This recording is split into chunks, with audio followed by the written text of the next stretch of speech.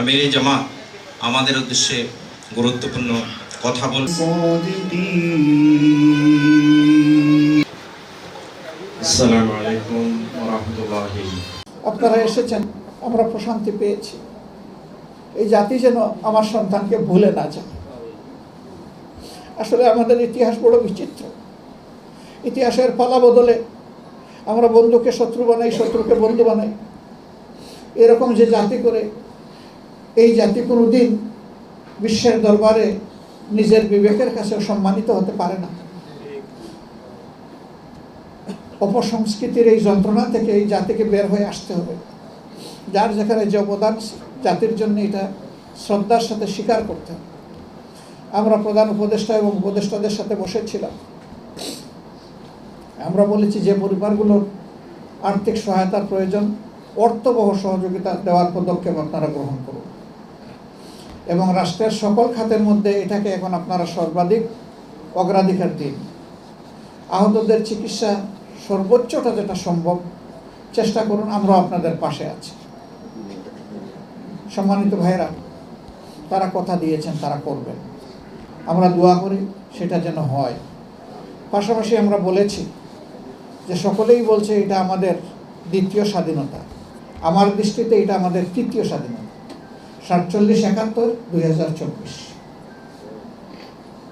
এই তৃতীয় স্বাধীনতার বীরদেরকে তাদের বীরত্ব গাথা আমাদের পাঠ্যপুস্তক সহ সকল জাতীয় গুরুত্বপূর্ণ জায়গায় স্থান করে দিতে হবে।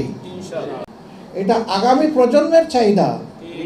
আগামী প্রজন্ম জানবে যে আমাদের আগের তরুণরা, যুবকরা, এদেশের মানুষেরা হকের পক্ষে তারা বুক টান করে দাঁড়িয়েছিল। তারা বলেছিল, বুকের ভিতর তুমুল ঝড়, বুক পেতেছি গুলি কর। আমরা আমাদের জাতির জন্য বুক পেতে লড়াই করব। যদি একটা জাতি সেই রকম দাঁড়ায় যায়, কোন স্বৈরাচার সেখানে মাথা তুলে দাঁড়াতে পারবে না। আমরা চেষ্টা করতেছি সারা দেশে যারা এরকম নিহত হয়েছেন, শহীদ হয়েছেন, নিখোঁজ আছেন, তাদের তথ্য সংগ্রহ করতে। আমাদের তথ্য সংগ্রহকারীরা হিমশিম খাচ্ছে। অনেক জায়গায় গিয়ে মায়েদের বুক ফাটা কান্না তারা সহ্য করতে পারছে না। বাবা, আমার ছেলেটা কোথায় আছে, একটু বলতে পারবো? এই মায়ের কাছে এই জাতির জবাব কি জবাব দেব? আসলে এই শোকগুলাকে একত্রিত করে আমরা শক্তিতে পরিণত করি। আমরা চাই সৎ নেতৃত্ব বসুক, দেশপ্রেমিক নেতৃত্ব বসুক, যারা গদিকে নিজেদের বাপদাদার সম্পদ মিরাস মনে করবে না, আর জনগণকে নিজেদের দাস বানাবার চিন্তা করবে না, বরঞ্চ জনগণের চৌকিদার হিসাবে নিজেকে মনে করবে। জনগণ ঘুমাবে শান্তিতে, আর ওরা রাত জেগে পাহারা দিবে জনগণকে। আমাদের সন্তানরা লড়াই করেছে একটা বৈষম্যহীন, সমতা ভিত্তিক, ইনসাফ ভিত্তিক সমাজের জন্য। আল্লাহর কসম, আল্লাহর কোরআনের শাসন ছাড়া এটা সম্ভব নয়।